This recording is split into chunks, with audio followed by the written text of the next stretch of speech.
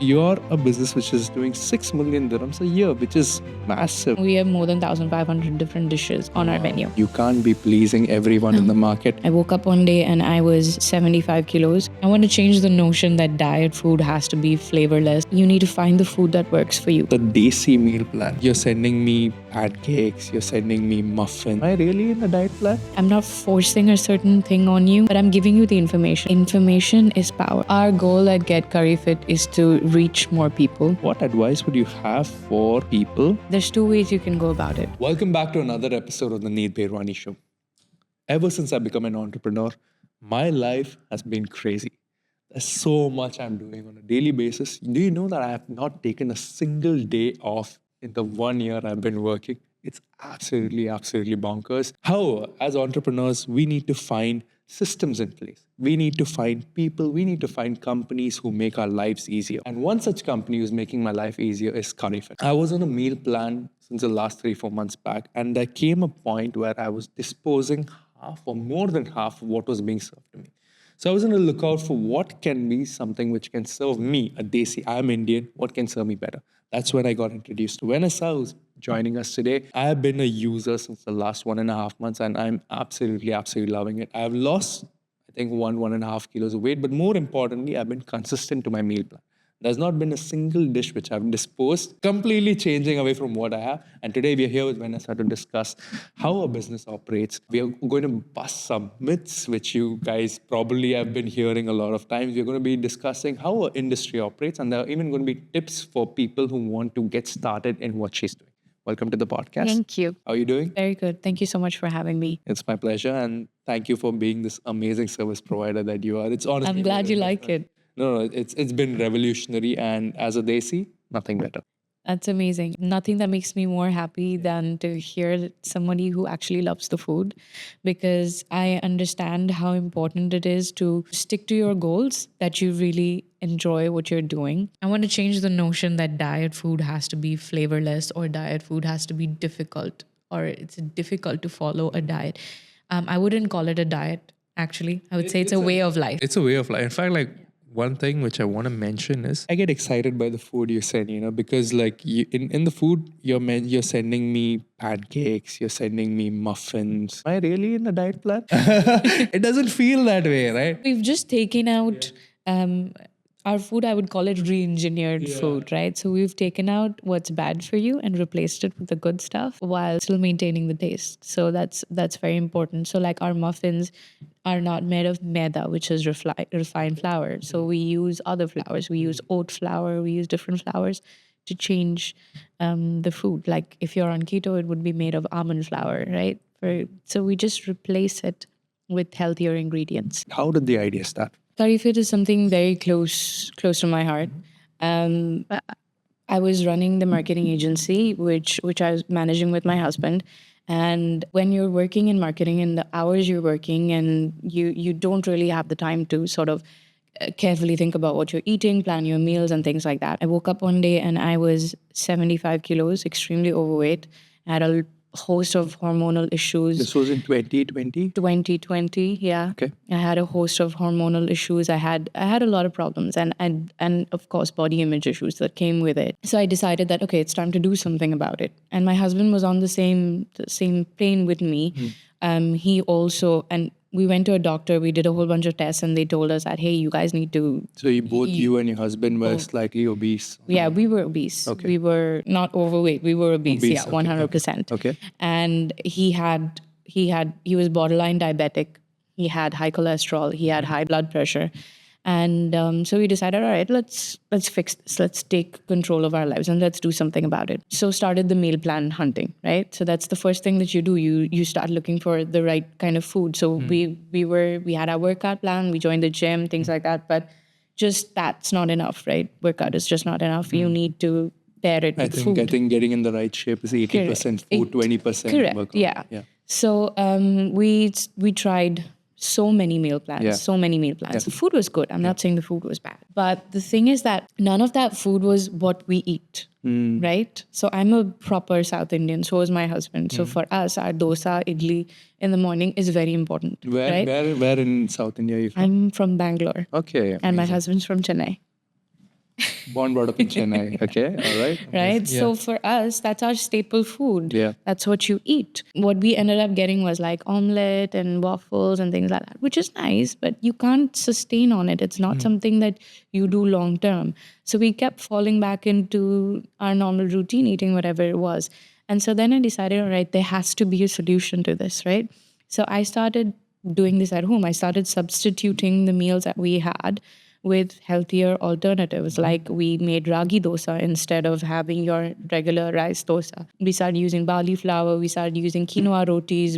So I started switching things around, right? It was working. It was definitely working for us because it was something sustainable and something that we could do long term. Right. And we had friends come over. Friends would try the food. They really liked the food. Right. And my husband said, why don't we bring this out there? Why don't we put it out there? I wasn't sure. I wasn't sure about it because I already had a lot on my plate. I already had a lot going on, and I had a 1-year-old at that point, and COVID hit. Right when COVID hit, I had all the time in the world suddenly because the events and the marketing industry came to a standstill. Of course. At that point, Yeah. and I had nothing but time. So started, doing some research. I decided to then go ahead and get my diploma in diet and nutrition because I thought if I'm going to do this, I'm going to do it the right way. And with the right certifications. With the right and stuff. certifications, right? Because I wanted to make sure that I was doing right by people as well. And I started consulting with other nutritionists. I hired someone who helped me develop the recipes and make them better. And that's how CurryFit started. We started out of the kitchen in Karama, very small operation. I remember our first order was like 4 meals, 4 people. 4 meals, 4 people, which is basically a food delivery Basically like a food delivery order. Yeah. And Kareem order. Yeah, no one would even sign us up for a delivery service, right? And we'd go and deliver the food ourselves. We'd go and move. I mean, because that's the way. And here we are today. We operate out of an industrial kitchen. I have a team of 15, including Amazing. kitchen staff, marketing staff, customer service. I have an operations head. It's been an incredible journey. But what I can say is it's because of the people I have with me. It's not just like a one-woman show, 100%. It doesn't work like that. 100%. It's I have a brilliant team who make things work for me, who make things happen for me, and that's how we are. That's where we are today. People are the key to any business, right? Any business, Especially when you're, I think as a solo entrepreneur, it's fine. But when you have big goals and big ambitions, it's people. You cannot reach alone. It's impossible. No. And you said you have amazing people who are fully aligned with your vision. Correct. Now I want to ask you, when you're hiring people, right? How did you find the right set of people to run your business? Because yes, everyone is looking out for the job, but you have a certain vision in mind. How did you find the right set of people for your business? I'm not saying every single person that I've hired for my business has been right on point. But when we hire people or when I meet with a person, I like to see if their goals align with our goals, right? So mentally, where are you? Are you on this? Are you looking at the same things we're looking at? Like, is nutrition important to you? Is it something that you want to do as a sustainable choice? Like, do you actually believe in what the company believes in, right? What does the company believe in? What are the values of the company? For our company, we want to make healthy eating a sustainable choice, like a long-term choice. It's not a one-hit wonder kind of a thing. Yeah. It's not something that, I'm going to diet for the next 3 months. I'm going to lose weight. And then I'm going to go back to eating what I want to eat. And everything's going to be fine. Because it's not. Right. It's really not. Right? So your body is the way it is. Your metabolism functions a certain way. You need to identify where you lie on that spectrum. And then you need to find the food that works for you, which is why we have multiple plans available. So what works for me won't necessarily work for you because your body type is different, your metabolism is different, your workout routine, etc. Everything is different. So for us, it's making it sustainable, making it like a long-term choice. I look for people in my team who believe in the same thing, who are looking at food and nutrition as a long-term solution for them. So I have chefs in my kitchen who are constantly coming up with new recipes and telling me, so they don't have the nutritional knowledge or they're not nutritionists, right? They don't have, but they know the different ingredients that work together. So they're always trying to innovate. They're always trying to come up with different recipes with healthier substitutes. And then they work with the nutritionists who then pull out the nutritional value. So for me, I don't have to be there in the kitchen every day because I know my team is sustainable and they're working by themselves. They're coming up with ideas and they'll bring up new recipes and they'll send it to me, to try. And I will. I have people on my team, like customer service people, who'll spend hours talking to a customer, right? Because it's not about trying to sell a plan to somebody. It's about understanding why that person wants to be on a plan. Absolutely. Correct? And meet that customer's goals. Keep meeting it month on month. Keep meeting it month on month. Build a relationship. That's what I'm looking for. And Right. I look for people who understand how difficult it is to lose weight or to be healthy. It's a conscious choice that you make every day, right? I'm not magically healed. I do want, I want to binge eat and I want to, but it's a conscious decision you make every day and you need that support, right? So for me, my team is that support for my clients or for my customers. I have clients who'll call me or who'll call people on my team and say, hey, I'm having a bad day. Can you help me out here? Like, what do I do? I'm having this craving. And so my team will say, hey, tomorrow, can you cook up a brownie for this person? She was having a craving. And then we'll do that. Okay. We'll make a brownie and we'll send it to that client to satisfy that craving. For me, it's important to have people who understand how the system works, who don't give up on our clients, who don't give up on our customers. And we have moments where people feel like, hey, this is not right and I'm not losing any weight, and who get demotivated. And because like I said, there's no one size fits all solution, 100%. Right? It's different. So then we go, okay, let's look at your system. Let's look at what you've been eating the past week. Let's look at what exercise you've been doing. Maybe you need to change that along. And like, for example, I'm a cardio person. For me, cardio is very, very important. I'm a runner. I have to run. I'm not a weights person. But my husband, on the other side, he prefers weights. He prefers lifting, right? Yeah. But that works for him. So then we try to find what works for the customer, because just going there in the gym and working out when you absolutely hate it is not sustainable. 100%. It's not long term, right? So you have to find something you really love. Yeah, 100%. Like I love running. I love my feet hitting the pavement when I'm out on the road. I mean, it's like it's like a drug to me, right? 100%. I need that. And so we help our customers find their joy. We've helped them find what works for them. So going back, I need people on my team who understand this, who understand that it's a journey and it's a long-term commitment that people are making when it comes to food. And I need people who have patience, because you're dealing with correct. You're dealing with a very sensitive matter. You're dealing with food is a basic need of most people. Correct. Yeah. And you're in the business of satisfying that need, but not completely satisfying it. Correct. Because it's so easy to eat the wrong foods, right? Yes. They're available in abundance. It's so easy for me to just quickly go to a Domino's, a Pizza Hut and grab that pizza. But saying no to that, correct. That's where you come in, you help people for that. To change that. Yeah, 100%. Even like I want to bring out my own story, right? So how I found you. I've been with a meal plan 3 months, 4 months before this. Initially, I was very, very happy with what was happening. I was like, okay, a company came in, they made my life easy. I don't have to cook. I don't have to worry about when my meal comes. It's all delivered early in the morning, all fine. But, we are Indians at the end of the day. Like you said, you began like with your original story. I ate that Western food. I ate the salads they gave. I ate, whatever, the pasta they gave. And sometimes they gave all these foods, which I didn't even want in the first place, So I like, okay, 1 month went by, fine. 2 months went by. Now, at the end of the 2-month mark, I was eating like half of the food they were giving, and I had to dispose half of the food. At the end of 3 months, I think I was disposing 70% of the food they were giving, because none of it was based on my palate as an Indian, what I wanted to have. So that's when, I reached out to you. I found out about CurryFit. I found out about the Desi meal plan, I found out that what you guys are into, and being from India, having North Indian parents, like you used to say, and that's food you like a lot, right? So I got on this journey with you. I was like, okay, let's experiment. Let's see what CurryFit is. One person from your team contacted me and you asked me what are my preferences, what am I looking out for. So we signed up for a 1,500 kilocalorie diet plan. Yeah.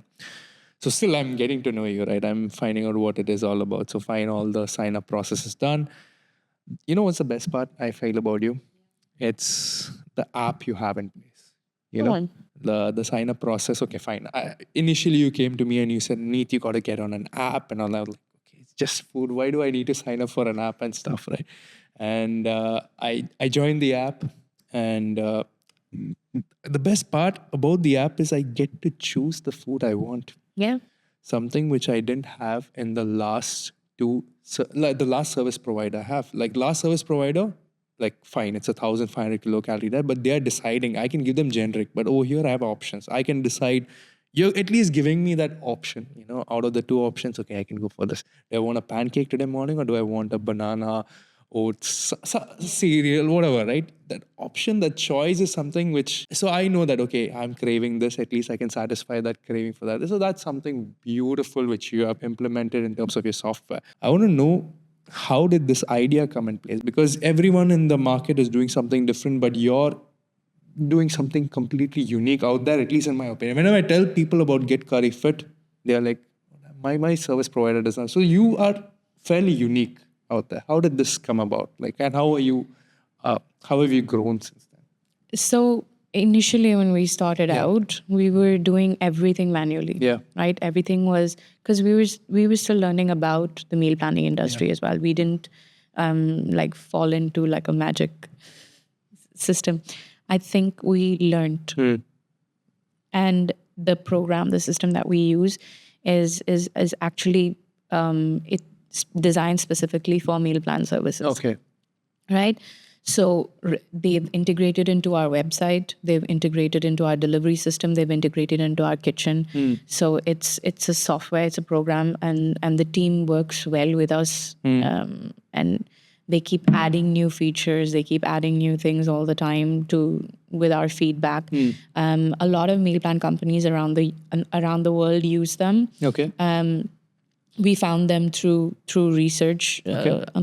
You know, Alan from my team, he went ahead and he said, we need to take this and we need to get on this system because it's going to, save us money. It's going to make things easier for the clients, and it's going to save us a lot of time as well. Once we started using them in UAE, so initially they didn't have sort of... You're talking about NutriBot here. Yes. It's integrated so well into our system. It's made things easier. It's made us more efficient, right? It's really working for us. Amazing. Definitely working for us. Yeah. Amazing. So the app in itself is NutriBot's app, right? And when it comes to giving our customers options about meals, I think that came about when we started realizing, see, some customers don't like paneer, some don't like mushroom, some don't like palak, some don't like... So it's a personal preference, right? It was important to give that choice. You'll be surprised to know that 90% of the time customers stick with the original plan. Or they don't make the change to the food. 90% of the time, or at least 80% of the time, customers stick to the original plan. But it's nice to know that you have an option, right? To change. Some people don't like bangan, for example. So you change. You don't like it, you change to the other meal. So I think it's giving people that choice and the freedom to select. They do really appreciate that. I myself don't like certain vegetables, and I would like to switch around. Like, I don't like lauki. It's nice to have a choice, and I think it's important for our customers to have that choice, which is again what works in making it sustainable. If I keep serving you stuff that you don't like, you're not going to eat it, right? 100%. And you're going to go and eat something else. You're going to go cheat. You know, you can keep eating chicken. This, but you can't keep eating chicken every meal, everything. 100%. Like, you know, bodybuilders make it look so simple. I can't believe there are people out there in this world who have the same food every day. You know, that would be really funny, but my husband's one of those people. Really? If you give him chicken tikka and a salad for dinner every day, he'll eat it very happily. But how very like, happily. Right? You're saying every day, all 3 meals, the exact same Not thing? all 3 meals, Okay. I mean... One among the meals. Yeah, one among the meals. Like, Yeah. or you just change the flavors on. There are people who are absolutely content Yeah. with when they like something, they really like something, and they were content with eating that, which is fine. But then there are people like us, right? Where You can't. You can't. There, Yeah. it has to be variety. Yeah. Like if I need variety. We have. You'll be surprised to know we have more than 1,500 different dishes on our menu. That's a lot. That is a lot. Yeah. It's Indian food, right? Yeah. You have Gujarati food, you have Punjabi food, you have South Indian food, you have so it's different. Yeah. We have meals, and then we also have international cuisine in our food. Want to mix it up once in a while. Exactly. You want to have a pizza, or you want to have a burger, you want to have something different. So we mix it up as well. So we have a lot of options on our menu, which is developed over the years. And it's important for me to keep adding to that menu as well. So that's why we have a research team in our kitchen who try out new recipes, and then they send us the meals for approval. We have a tasting. We have a whole tasting session to see if what all different recipes are working, what doesn't work. Right.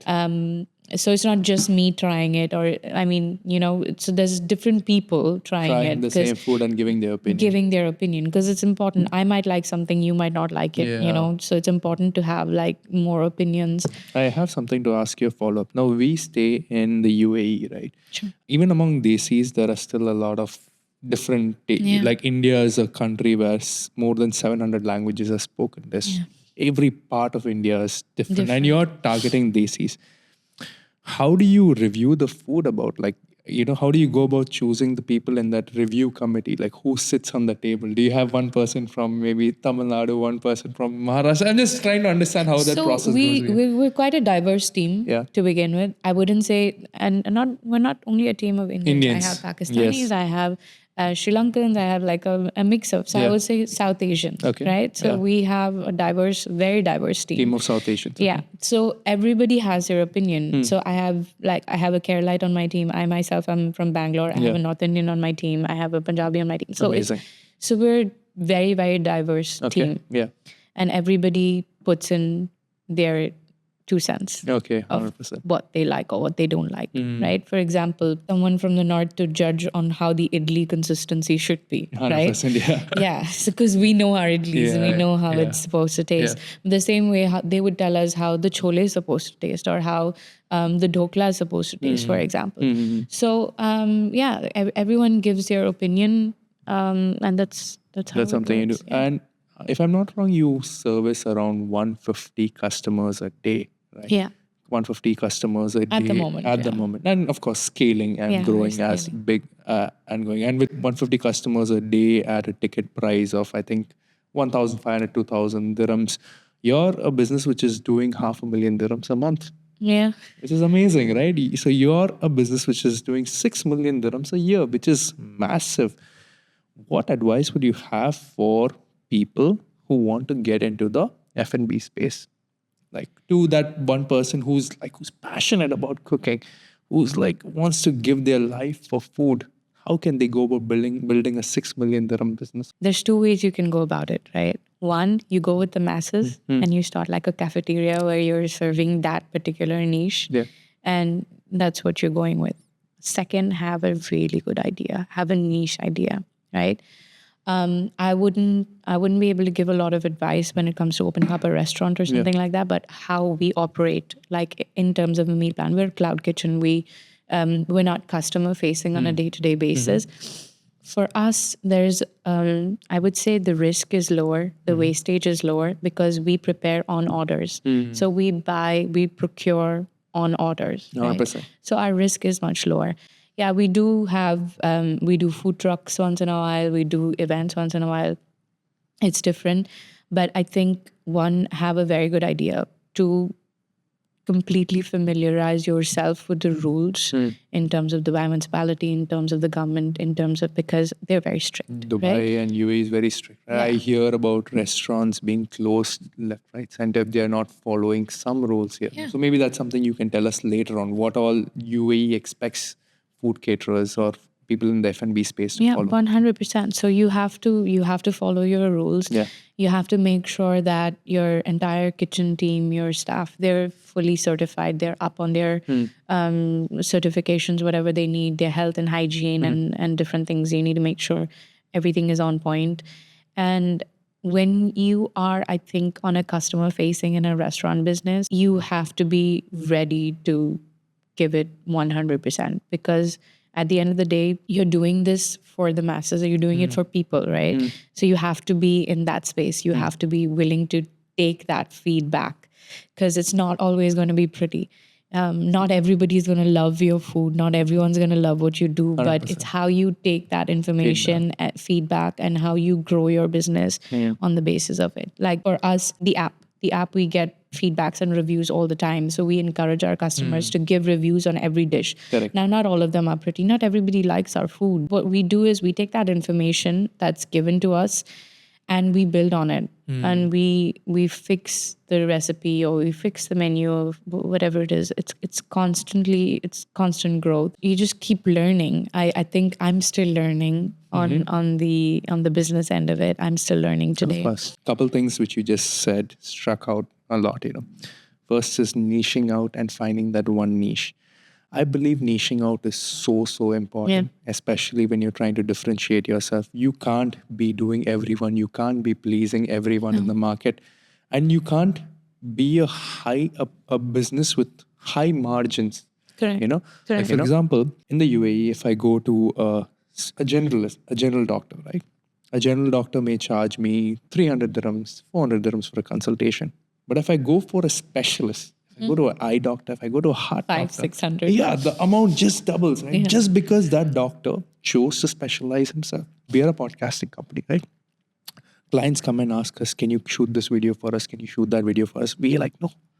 The only thing we do is podcast. Yeah. If you want to do podcasts, that's a specialty. That's what we do. And we charge way above market rates because we are specialists. We are the specialists. And similarly for you, you're catering the Desi meal, Desi people out there. Whereas the market is just having a meal plan for everyone over here. Which is so important. Like So about 50% of the population is what we're catering to. So when you look at South Asians, is about 50% of the UAE's expat population right now, which is a pretty big niche, I would say. I wouldn't 100%. call it a niche, right? 100%. And it didn't make sense that there's not one company that's specifically looking at that. The Indians.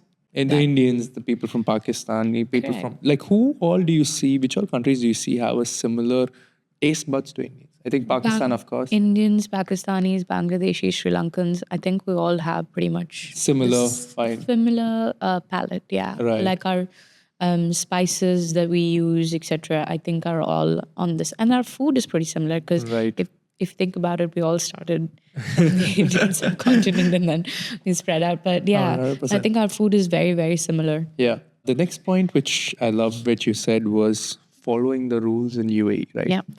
As I was saying, foods, restaurants UAE is pretty strict. If I'm not wrong, I read a survey that there are over 15,000 cameras in UAE somewhere. And hence you see the crime rate so less. The UAE government is so involved in the business. It's one of the safest countries to go when it even comes to the quality of food we're having, right? You can blindly go in and have food from most restaurants out there. So the UAE is very, very strict when it comes to food guidelines, especially in kitchen operations. If you are not following the guidelines properly, they can shut down kitchen operations anywhere, right? I've seen that happen.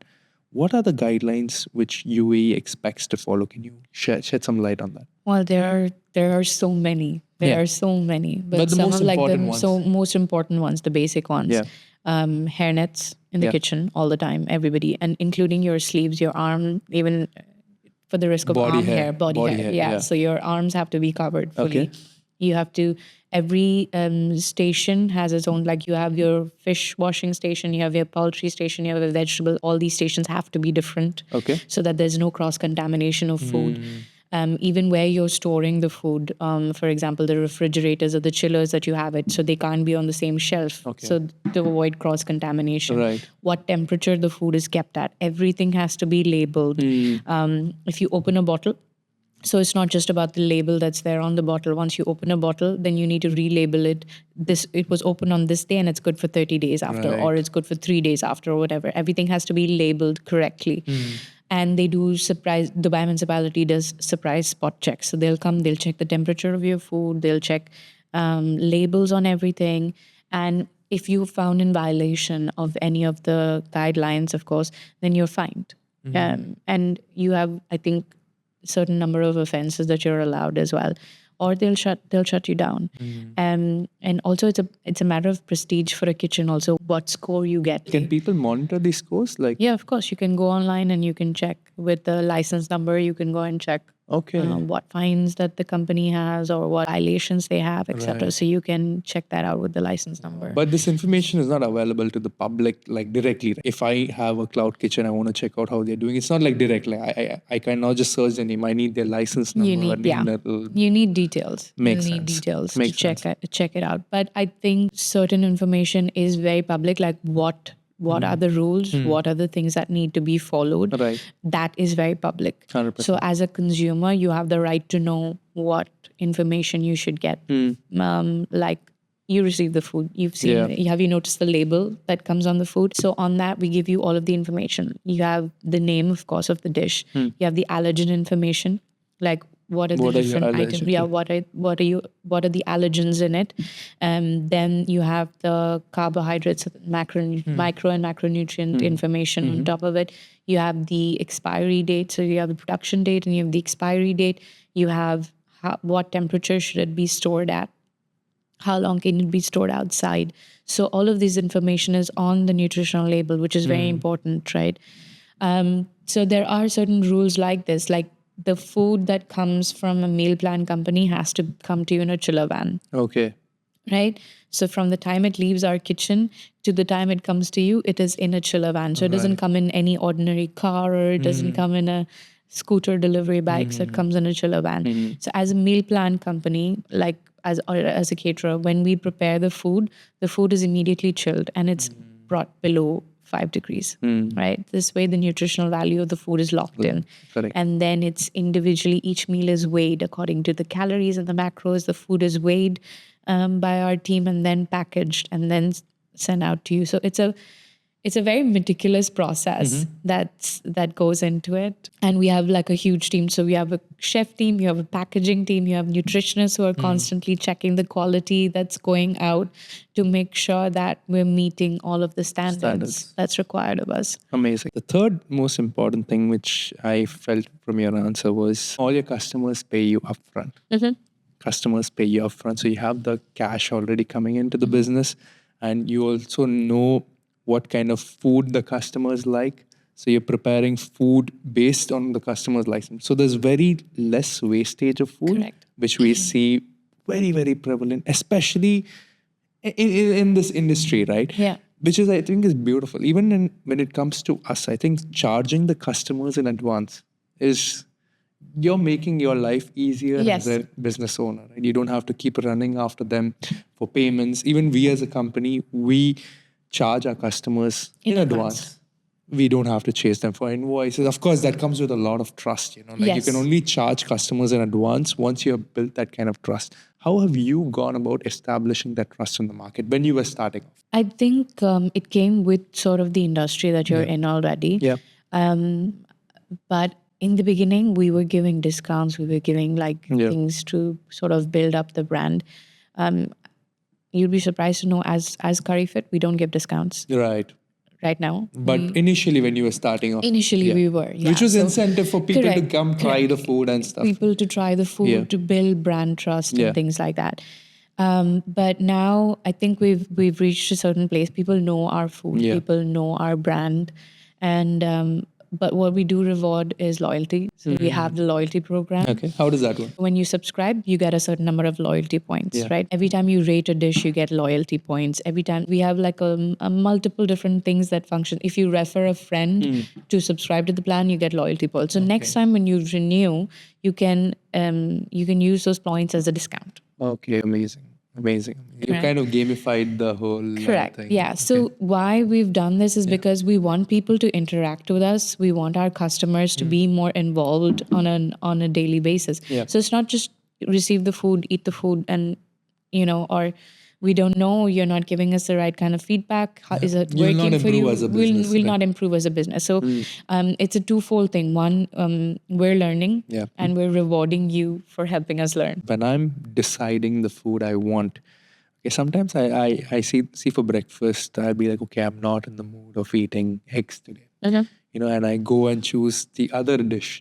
But then a very nice feature that you have in your app is it shows you the macros. Like it shows me what if I choose a certain food, how is it going to impact my calorie Yeah. intake? How is it going to impact my proteins in the day? Correct. It automatically calculates, it calculates and then gives you that information. That's a beautiful insight, right? So, I select, okay, I'm going to be like, okay, I'm not going to have eggs today. And then I immediately see 10 grams of protein getting reduced Yeah. within the, and that impacts me. I'm like, okay, shit, man, okay, maybe let's just go ahead and, I think just that small, it's so small, right? Correct. But that small thing is causing me to, increase the number of Like your protein intake. protein Correct. intake in a day, which is beautiful. I think information is power, Yeah. right? So the more information you have as a customer, I think the more you can make the right decisions for 100%. yourself. 100%. Right?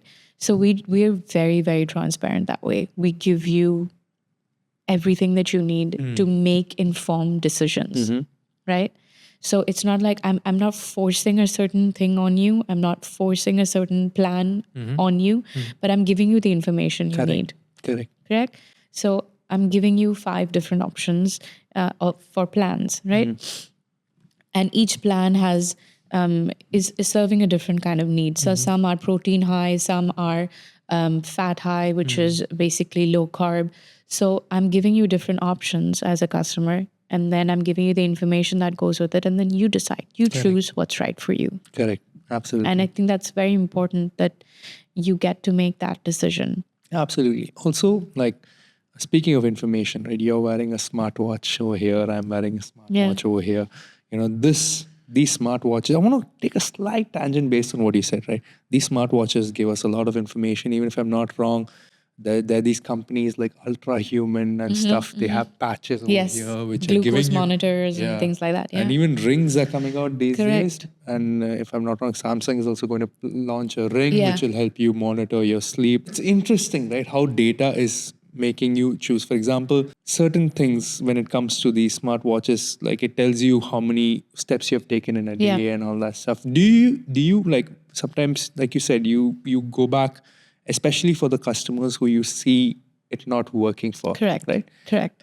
I want to know how you go about tackling that issue. Do you ask them like how many steps do you take, etc.? So we have one is very important for a customer not to feel attacked. Yeah. Right? Like the minute I come to you and say, "Hey, but have you been working out? I know you." It feels like an attack. Yeah. So it's How do you say it in something- a subtle way? So it's something that you need to work out together. Yeah. I would have a conversation with you and say, "Hey, obviously this is not working for you. Let's dig deeper. Let's look at your other habits. Let's look at your lifestyle. Has anything changed? Has anything changed there other than the food? Has anything changed?" Of course, yes. We look into the food and we'll look at why that's not working for you. And we'll work out maybe a different plan. We'll reduce the number of calories, or we'll change something we'll change your plan around. But we also need to look at the exercise part of it. We need to look at how active or how, not active you are. We need to look at those dimensions as well. So I'm not going to say, "Hey, how many steps have you taken today?" But I'd probably give you a good guideline of my team gives exercise plans as well. Okay. So aside from the food, we'll also tell you, "Hey, try this exercise routine or try this plan," and then see how it's working for you as well. Makes sense. Right? So food will take you 50% along the way. Yeah. Exercise is the remaining 50%. Right? 100%. It's not going to food is not magically going to change your metabolism. It's not going to magically fix your problems. Correct. You also have to work out. It's part and parcel of things. 100%. Okay. Now, like there's another aspect, right? You see so many diets happening over here, right? Even when we go to your page, we see that you're serving different. You have low carb diets. I think you're at keto as well. if Yeah, I'm not we wrong. have You're at keto as keto well. options. Okay, and like there are different diet plans, and then there is lifestyle changes like intermittent fasting, which is more on the lifestyle side, which says of this. In your opinion, what have you seen working for people the most? Which diet plans work more, or is it very specific to people? And what's your take on this? I think it's specific to your body type. Okay. A plan that works for me might not work for you. Mhm. I come with certain genetic makeup and a certain genetic background, which might be different to yours, right? For example, I'm insulin resistant, What does that mean? which means I'm pre-diabetic. Okay. Okay. That means my body produces a lot more insulin to digest the sugars that are there, right? Which makes me extremely hungry. If you look back into my family history, diabetes is in my family history on both sides. Yeah. So this is something that can happen to me. What am I going to do if this is the case for me? I'm going to avoid refined carbs, right? I'm going to avoid sugars. I'm going to make, have more complex carbs in my system. All right. So this is what works for me. Yeah. Okay. And you'll be shocked to know that a lot of protein, like extreme amounts of protein intake, can also convert into glucose, which also then gives you a blood sugar spike. So you have to find out what's working for you. It's very important to understand your genetic makeup, your history. So I always tell my clients the first thing that you have to do is go and get a full body workup. My nutritionist then reads those results, and then they will suggest the right kind of plan for you, right? So depending on your results, you might have to work on low carb might not be right for you, correct? So if you have fatty liver or if you have those kind of things, low carb is not right for you because then you're consuming extreme amount of fats, which is not good. Sure. So it's very important that you first find out your body composition, your metabolism, and your makeup, and then pick a plan that works for you. There's no one size fits all, 100%.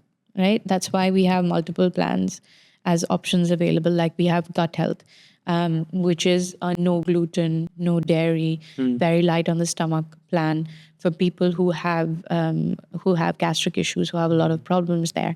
So it depends on what you treat the symptoms. What's your take on intermittent fasting? Intermittent fasting, I think, is a brilliant way to cleanse your body of toxins, right? So when you go into when you cross a certain threshold, your body starts cleaning itself. You start cleaning your body of the different toxins that are there. I think it's a brilliant way if it's done right. Right. I think it's a very good thing to do. Okay. For example, women, we suggest that you don't fast over 14, 15 hours because that starts to cause hormonal issues for some people. Some people, you can go over it and it's fine.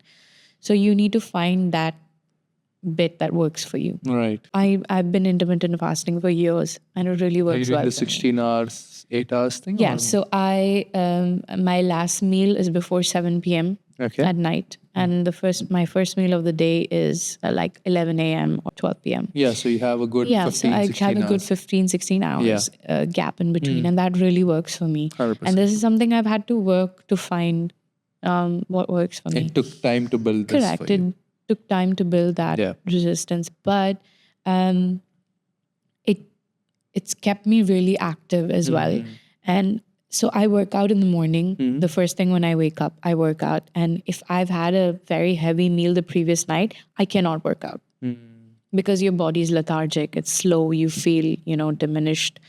But when I work out with on an empty stomach, it works perfectly. Okay. So yeah, again, you need to find what works for you, 100%. I would say. I'm a believer of intermittent fasting because there are multiple aspects of it. Yes, it keeps your weight in check. You're not consuming a lot. You're consuming food within a limited time frame. So I tend to eat lesser when I'm intermittent fasting. Second thing is I just think that the brain clarity. Yeah. There's The brain fog is lifted. 100%. I just feel my brain is so much active. Why is that? The funny thing is, your brain can function on two different types of food. I Yeah. would say brain food. One is glucose and the other is ketones. Okay. Right? So when you fasted for a certain period of time, your body starts producing ketones. So you get ketones in your system. And ketones are a much better fuel for your brain.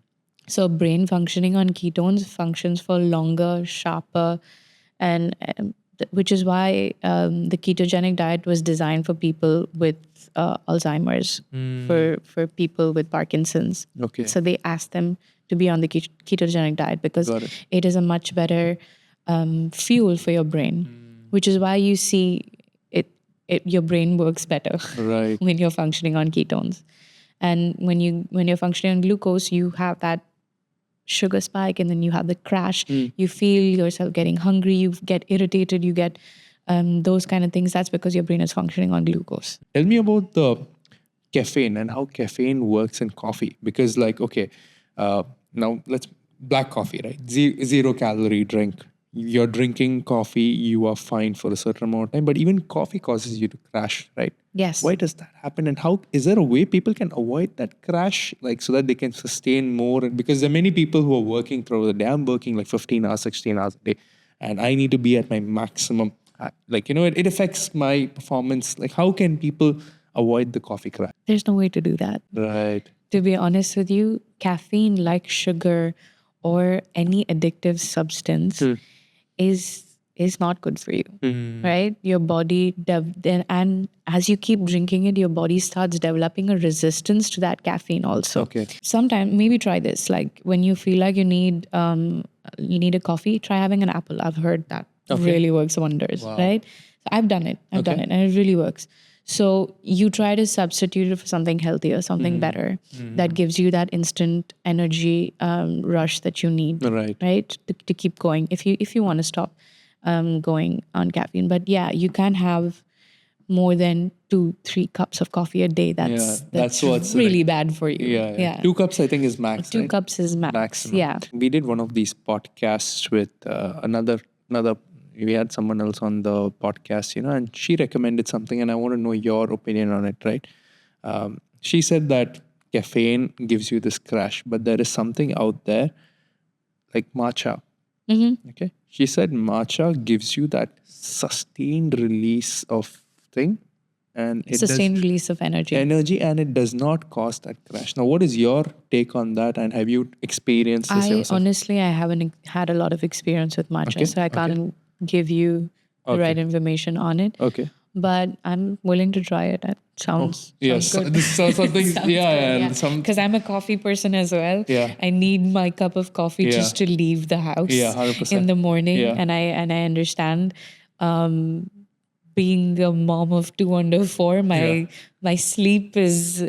I have issues with sleep. So yeah, coffee is definitely my best friend at the moment. 100%. So I would love to find This a is something solution. I found. I'll share with you that reel.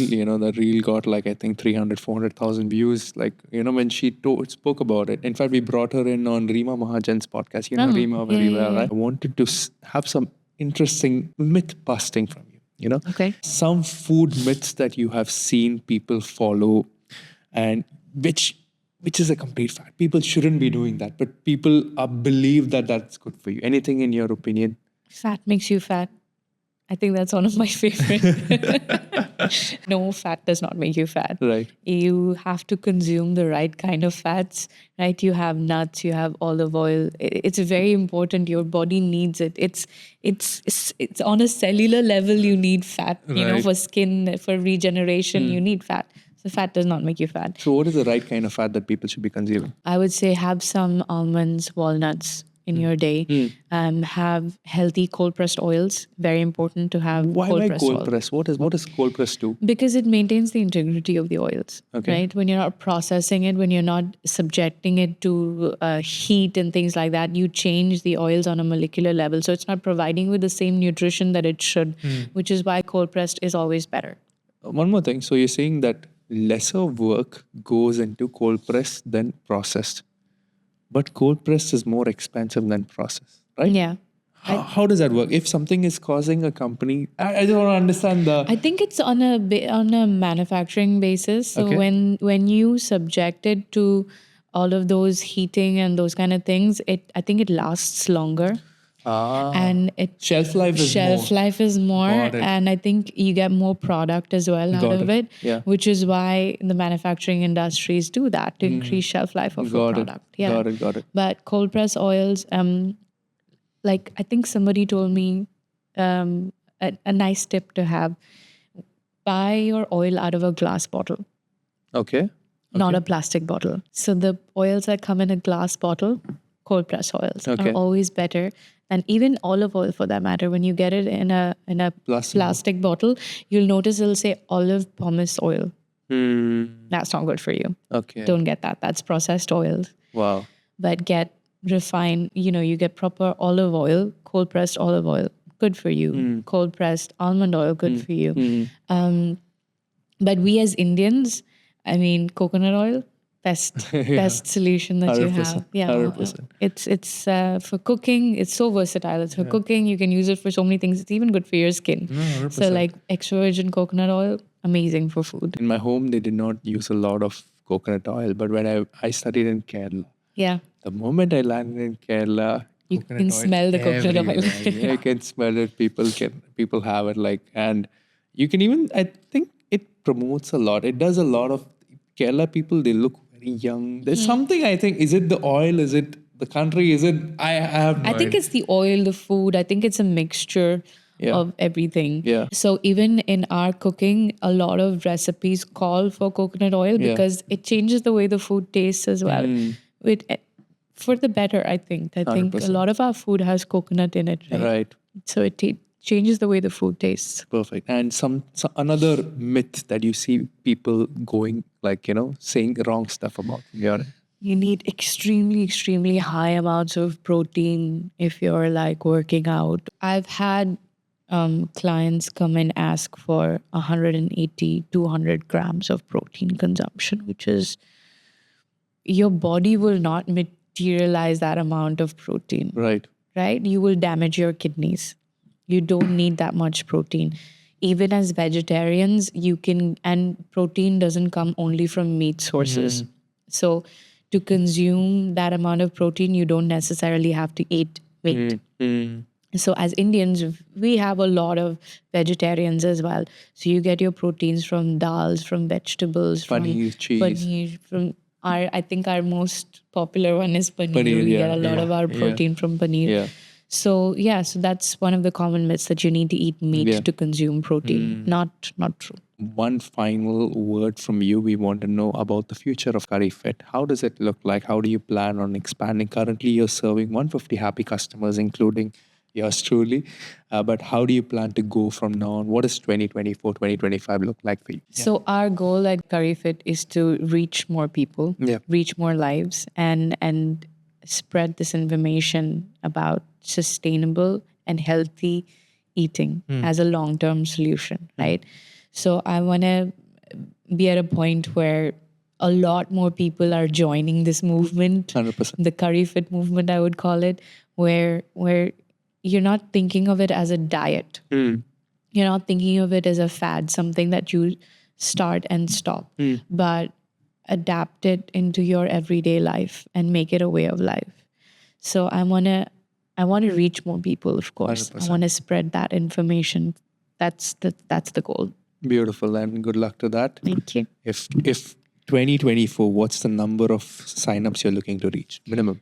I'm sure you have business goals. Yeah, of course. Yeah. So I think our goal for 2024 is to reach 300 300 monthly customers who are having your food daily. Right? daily customers. So monthly and daily numbers are different because Right. we have 1 week, we have 2 week plans. Right. So my goal is daily we should reach at least 300. So double business. double of what we're doing right now. Inshallah. That's You're the doing business a goal. fabulous job. Like I personally love your food, and everyone who I meet, I recommend your food. And they're you. very, very impressed with the app and everything you have Thank going you. on. So perfect. Thank you so much for Thank coming on you. the podcast.